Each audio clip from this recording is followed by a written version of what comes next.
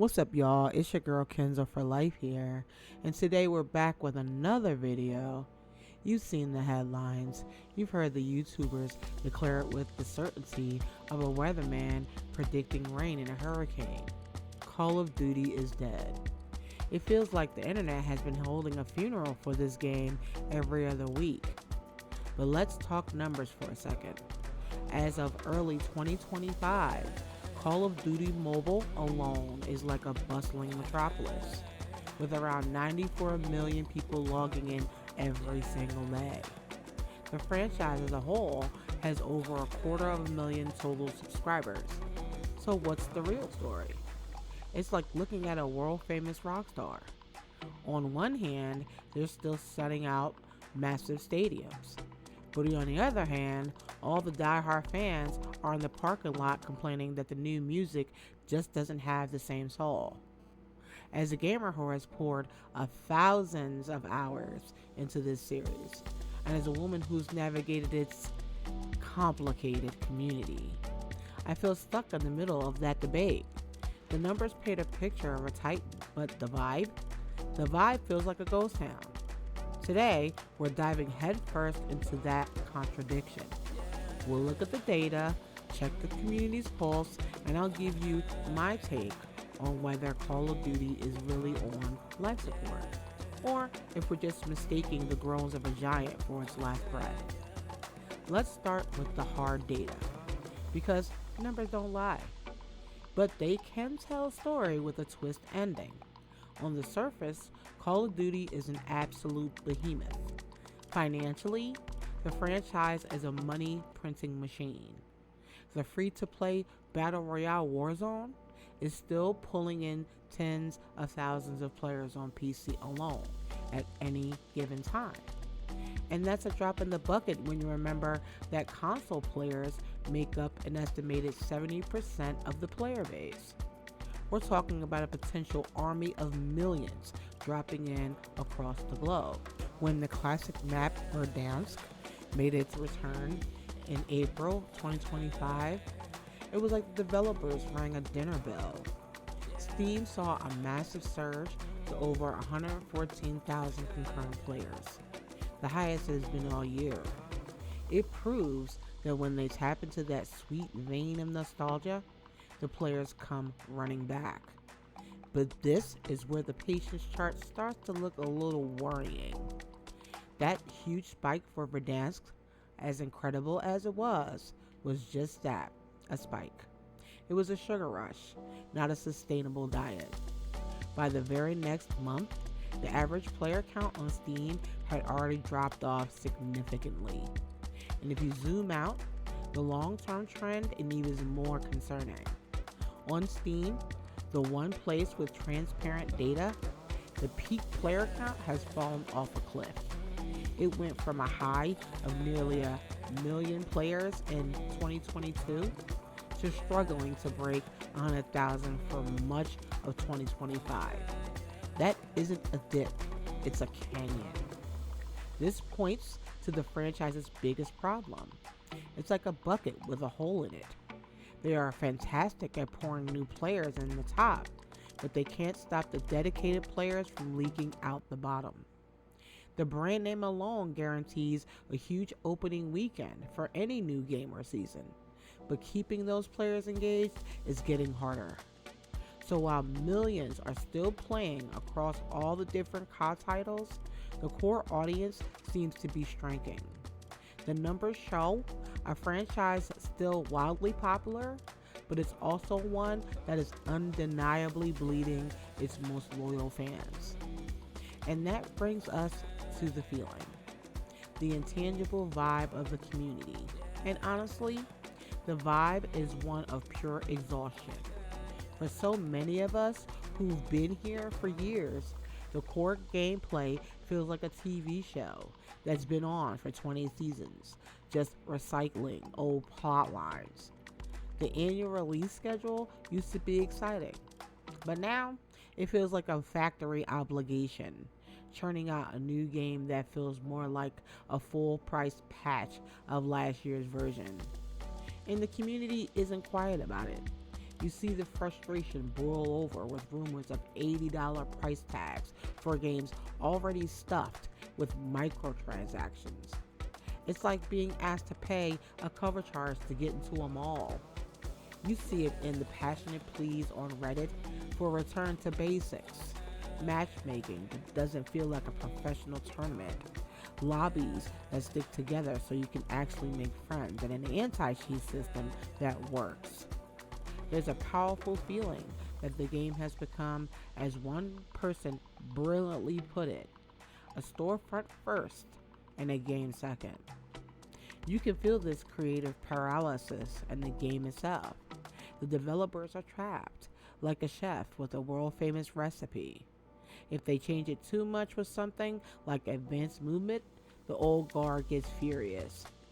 If they don't change it at all, everyone calls it stale and goes to the trendy new restaurant down the street, like Apex Legends, Fortnite, or Valorant, which are constantly evolving. It creates this feeling that Call of Duty is being left in the dust, a relic of a past era. The developers themselves have admitted it's a struggle, and they're trying to figure out how to listen to the feedback without losing the game's identity. Now, I want to filter all this through my own lens, as a woman who has grown up with this franchise. For me, you can't talk about the health of the game without talking about the health of the community. For years, being a girl in a COD lobby was a predictable nightmare.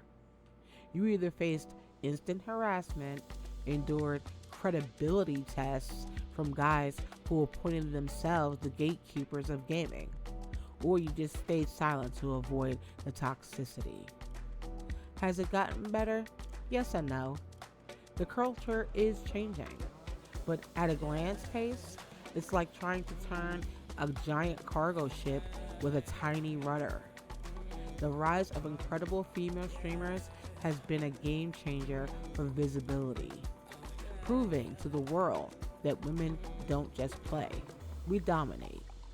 Inclusive communities like Call of Duty Girls are creating these amazing lifeboats where we can swat up and have fun without the usual storm of sexism.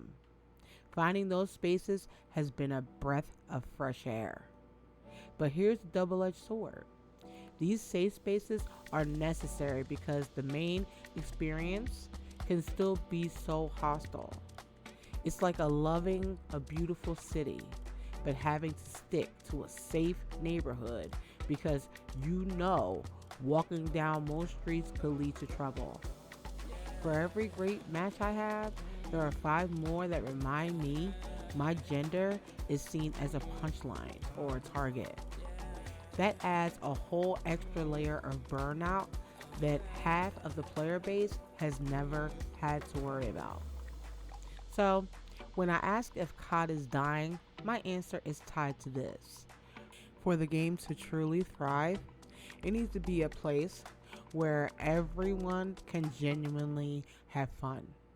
If the franchise can't fix the toxic culture that actively pushes people away, it's sabotaging its own future, no matter how much money it makes. So with all this baggage, we have to ask the big question. If things are so bad, why is the game still a juggernaut on Xbox and PlayStation? The answer is the silent majority. For every hardcore fan dissecting patch notes on Reddit, there are dozens of casual players who just want to unwind after work and shoot things with their friends. For them, Call of Duty is comfort food. It's the gaming equivalent of McDonald's. A food critic might hate it, but millions of people love it because it's familiar, it's easy, and it's reliable. And let's be honest, the core gunplay is still one of the best in the business. That pick up and play magic is the franchise's secret weapon. And it's why it has endured for 2 decades. Plus, the way we've diversified the brand has been a stroke of genius. The franchise is no longer a single tree. It's a sprawling forest. COD Mobile is a global phenomenon. Warzone, for all its faults, is free to play.